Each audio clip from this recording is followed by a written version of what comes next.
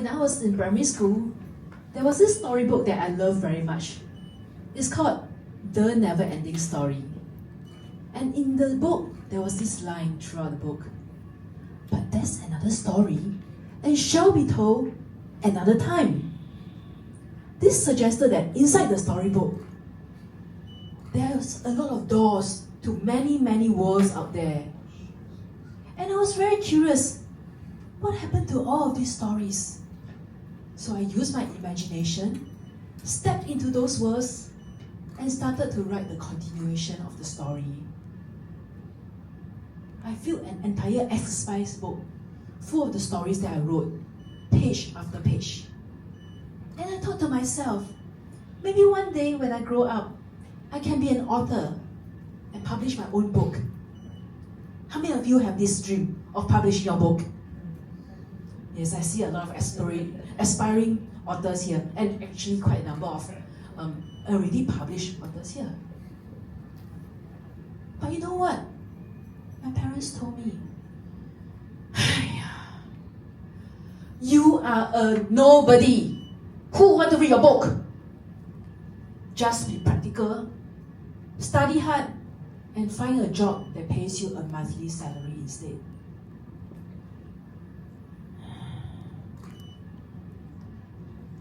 And so I did. I found another job that allows me to write, and that was journalism. Journalism opened doors to many worlds for me.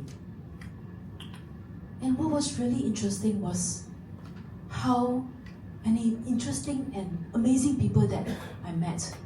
People from all walks of life. It could be cleaners, it could be politicians, it could be celebrities. But each of them have their own stories, and I live vicariously through their stories. And many stories stayed with me even after the interview. Some stories went beyond themselves.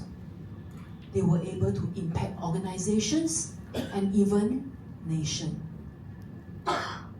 One of the persons that I had the privilege of interviewing was Mr. Lee Kuan Yew.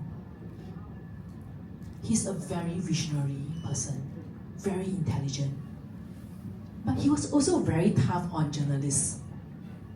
So I remember there was this work trip. We were in Russia. At the end of the trip, we had a wrap-up interview, and we took turns to ask questions. And when it was my turn, after I had asked my question, suddenly I could see him frowning. What's the purpose of your question?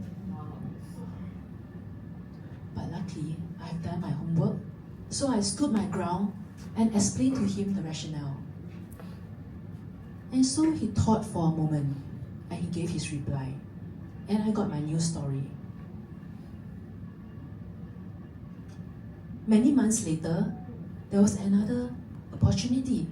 This time, I was in the States, and I was taking my study break, doing my master's in Harvard.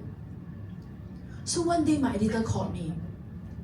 Hello, Angeline, there's a big news. I said, I'm studying, what sort of news? I'm on leave. He said, Mr. Lee Kuan Yew is coming to the United States, and he's meeting President Barack Obama in the White House. Do you think you can take some time off your studies and fly to Washington immediately? Of course, I said yes. And it was such a proud moment for me as a Singaporean to witness how another country's leader held our Singapore leader in high regards, and how other countries are interested to understand our Singapore story. And as a journalist, that's something that I realized. Stories can shape our perspective as well as influence how other people view us. Stories of nations, stories of ourselves too. And each of us carry our own story of who we are, what we deserve to be, and what we can become. Over time, we become the stories that we tell ourselves. So, if we tell ourselves stories of limitations, we'll find that we are trapped by circumstances. And people who tell themselves stories of possibilities found themselves with ways to move forward despite of the difficulties. But no matter what sort of stories that you told yourself, one thing is constant. All of our stories are always evolving as we journey through life. And so did my story. Eventually, I left journalism because of other life priorities. But the journalist in me never left. And there was this one particular person, even more important than Lee Kuan Yew, that I wanted to interview.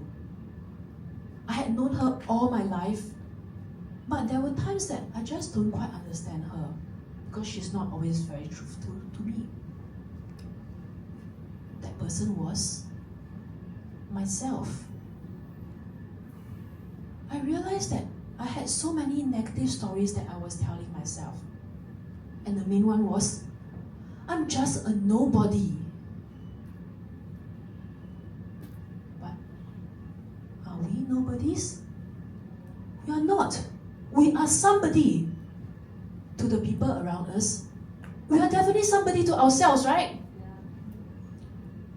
And so I decided that the main story that I need to untell is that of me being a nobody.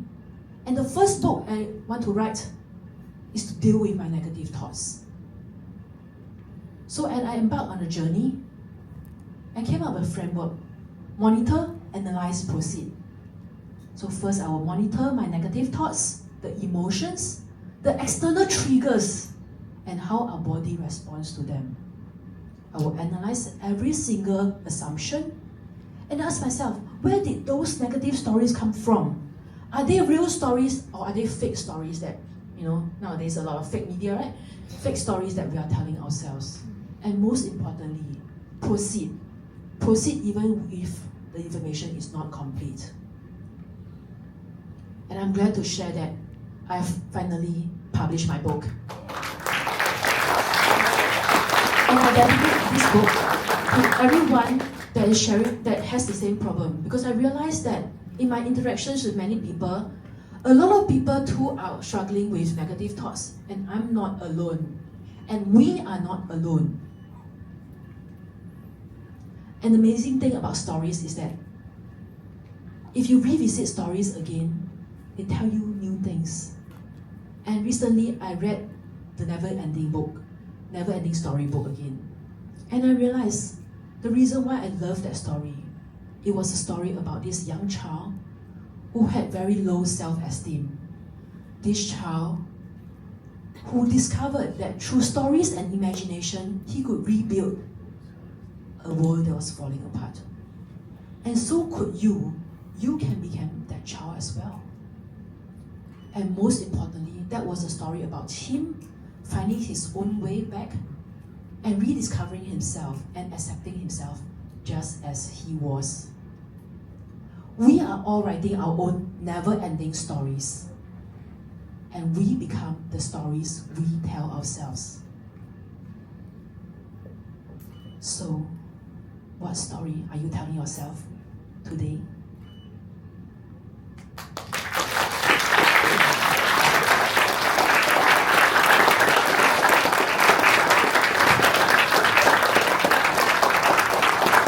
I invite Angeline's family to join her on stage for a photo.